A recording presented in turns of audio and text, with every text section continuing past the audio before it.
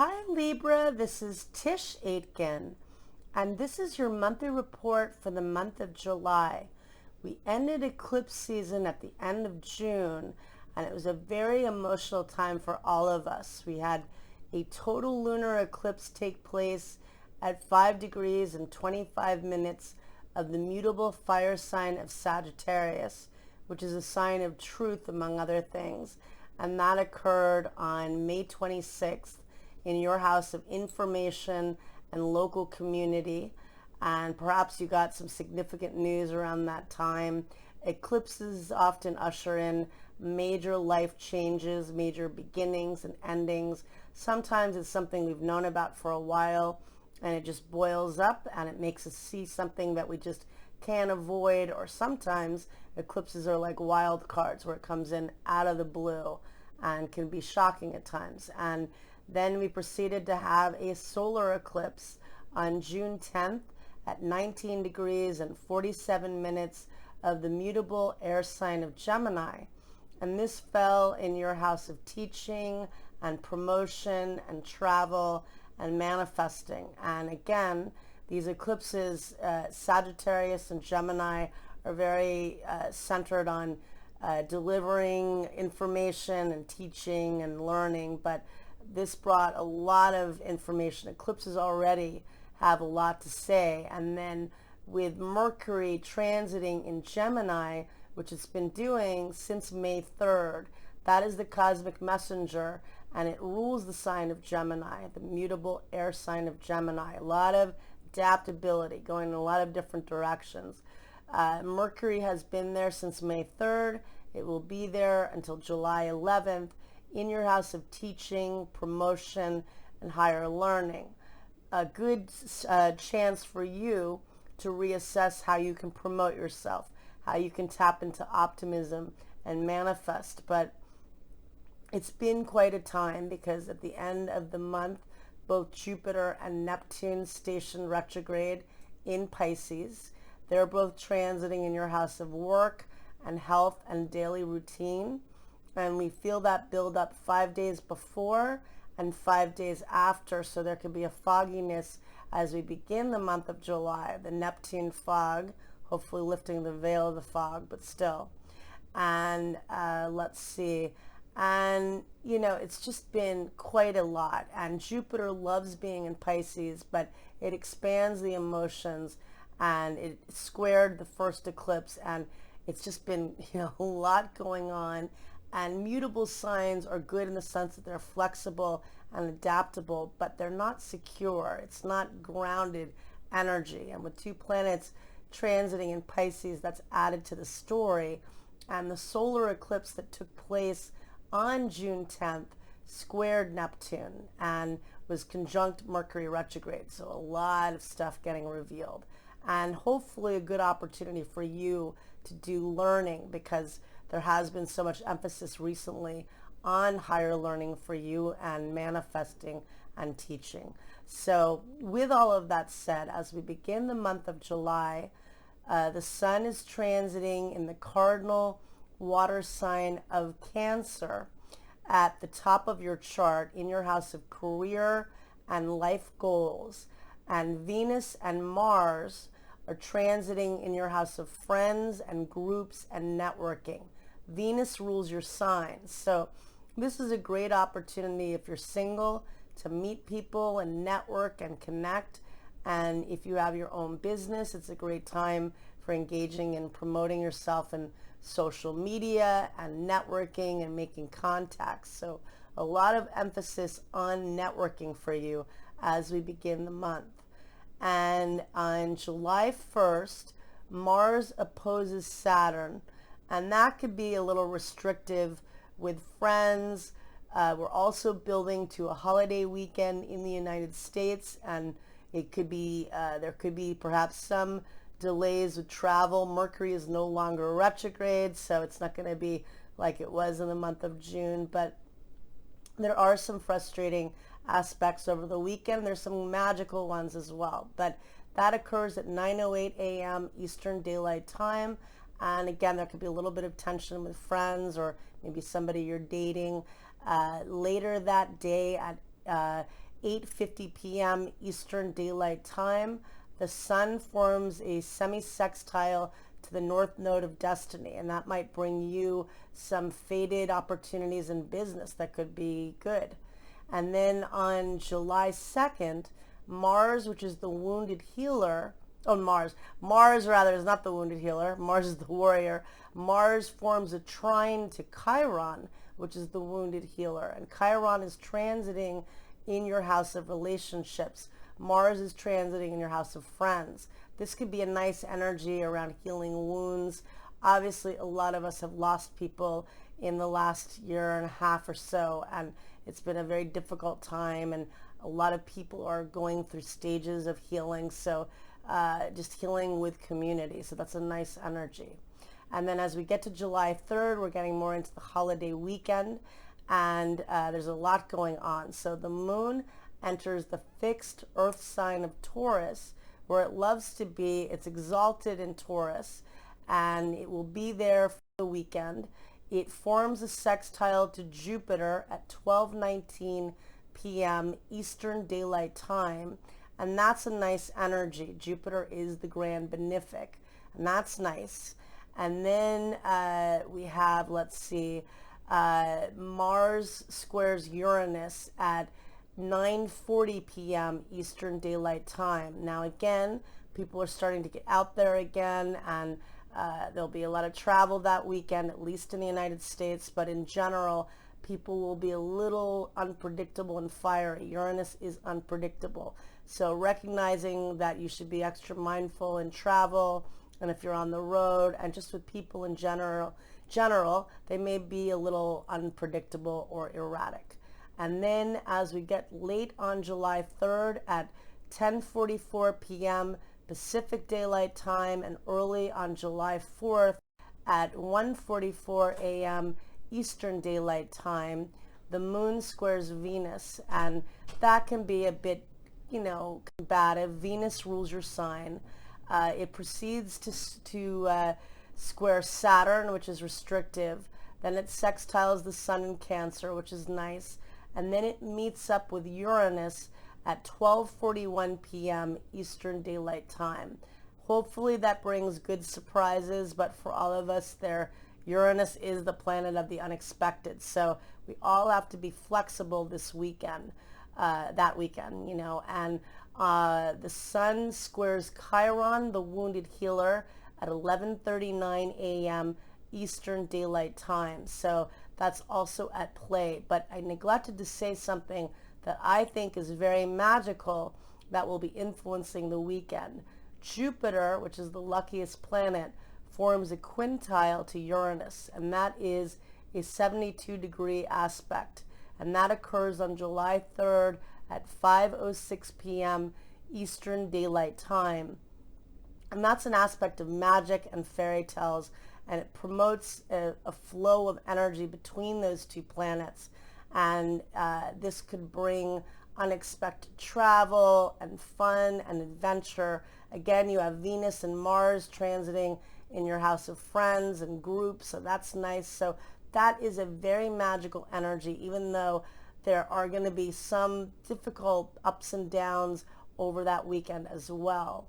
And then the moon squares Mars at 1:28 p.m. Eastern Daylight Time, which adds more Mars-like energy to the tone, so people being a little fiery, but hopefully having fun. The moon in Taurus is exalted. Jupiter, quintile, Uranus is magic, so there can be some really cool things that happen this weekend as well. And on July 5th, the sun in Cancer, which is transiting at the top of your chart in your house of career, forms a helpful sextile to Uranus in Taurus, and this could bring unexpected professional opportunities, and it's a very innovative energy.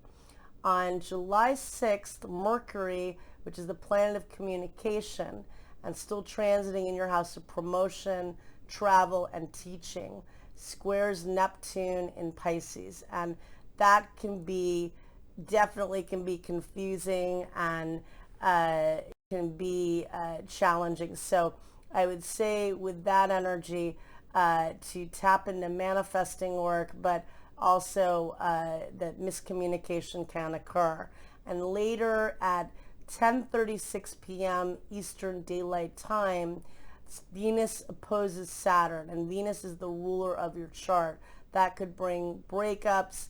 Venus is transiting in your house of friends and groups. Saturn is transiting in your house of romance and love affairs and creativity, where it will be until March 7th of 2023. So that's a really, that's a big focus for you the next couple of years, finding ways to tap into what makes you happy, building form to your creativity, but perhaps that day isn't the easiest for it. And then on July 8th, Venus forms a square to Uranus at 3:28 p.m. Eastern Daylight Time, and that could bring unexpected romantic opportunities, and it could bring unexpected financial opportunities. Again, expect the unexpected, but I feel like that is a nice surprise type of energy. And then on the 9th of July, there is a new moon that takes place at 9:17 a.m. Eastern Daylight Time at 13 degrees and 2 minutes of the cardinal water sign of Cancer. And that is a date you want to circle, because that's going to occur in your house of career and life goals. You are a cardinal sign. A lot of people underestimate that because you're known as the diplomat of the zodiac and you're ruled by Venus. You like to keep peace and harmony, but cardinal signs make things happen. And this new moon is occurring in your house of achievement. So set intentions, do the law of abundance, and focus on what you want to begin and initiate. On July 11th, Mercury finally leaves the sign of Gemini and enters the cardinal water sign of Cancer, where it will be until July 27th. And it's going to be, it enters Cancer at 4:35 p.m. Eastern Daylight Time, and it's transiting in your house of career and life goals. Good to focus on getting things accomplished. And then on July 12th, Mercury forms a beautiful trine to Jupiter. Excellent for doing negotiations and working with others. On July 13th, that's a really special day because Venus and Mars both meet up at 9:33 a.m. Eastern Daylight Time at 19 degrees of the fixed fire sign of Leo. And they meet up in your house of friends and networking and groups. Excellent, very sexy energy. Good if you're single, good if you're not, just for good for networking, good for creativity, good for having fun. That's a very nice influence. And then on July 15th, the Sun trines Neptune, and that can be very manifesting energy. That occurs at 4:49 a.m. Eastern Daylight Time, and then at 12:41 p.m. Eastern Daylight Time, Chiron, the wounded healer, stations retrograde at 12 degrees of the cardinal fire sign of Aries, and that's your opposite sign. And it's been transiting for the last couple of years in your house of partnerships. So reassessing how you can heal any unresolved pain in your relationships. Chiron in Aries is about vulnerability of ego and identity. So finding your place in your relationships and how you partner. On July 17th, there's more combative energy because the Sun opposes Pluto at 6:46 p.m. Eastern Daylight Time, and that could be contentious for you with domestic or family situations or at work. So hopefully it's something that can be productive and purge something toxic, but there can be endings with that energy, and definitely power playing. And then on the 21st of July, Venus enters the mutable Earth sign of Virgo at 8:37 p.m. Eastern Daylight Time, and it will be transiting in your house of the imagination and creativity and spiritual practice until August 15th. And that is Venus is exalted in the 12th house, not in Virgo. It's actually in its detriment because it rules your sign and it rules the sign of Taurus. But it does love transiting in the house of the 12th house of spirituality and imagination. So it's a good use for you for really focusing on what your dreams are and what you want to manifest. And then on July 22nd, the sun enters the fixed fire sign of Leo, where it will be until August 22nd. And it's transiting in your house of friends and groups, more social opportunities. You're a very social sign, and the sun shines wherever it's transiting. On July 23rd, we have the full moon, and that occurs at 10:37 p.m. Eastern Daylight Time at 1 degree and 26 minutes of the fixed air sign of Aquarius. And for you, this is falling in your house of romance and creativity and self-expression. It also answers back to where Saturn was last year from March 23rd until July 1st. So hopefully getting some resolution with what you've been working on since last March, and also maybe it brings some romantic opportunities to fruition, but that's where it's falling for you in the house of romance. And then on the 25th of July, we have more combative energy because Mercury opposes Pluto at 4:15 p.m. Eastern Daylight Time, and that could definitely promote arguments or challenging communication. So if you have something that you need to research at work, that's an excellent use of that energy. On July 27th, Mercury enters the fixed fire sign of Leo, where it will be until August 11th, and that is transiting in your house of groups and networking, more opportunity to network and get about. And then on the 29th of July, Mars opposes Jupiter at 11:50 a.m. Eastern Daylight Time, and that can expand the energy, a lot going on. And then Mars enters the mutable Earth sign of Virgo at 4:32 p.m. Eastern Daylight Time. And it will be in Virgo until September 14th. And so that's a good use of getting rest and restoring your energy and focusing on your health. But I neglected to say a major fact that Jupiter, the grand benefic, re-enters the fixed air sign of Aquarius on July 28th at 8:34 a.m. Eastern Daylight Time, and it will be there until December 29th, and it's transiting in your house of romance and fun and love affairs and children and creativity. And that's a really nice energy, whether or not you're single, for having fun and romance and creativity in your life.